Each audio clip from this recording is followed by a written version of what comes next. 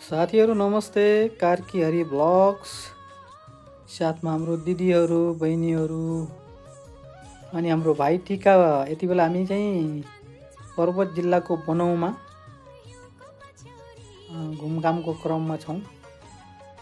हाम्रो बहिनी लक्ष्मी कार्की खड्का जापानबाट चाहिँ छुट्टीमा आएको मौका पारेर हामीहरू यति बेला यो बनौको चिसो मौसममा हामी चाहिँ मनोरम चाहिँ वातावरणको अवलोकन गरेर आनन्दमा छौँ। मौसम चिसो रहेको छ यति बेला यहाँको। यो असोज महिनाको करिब 18 गते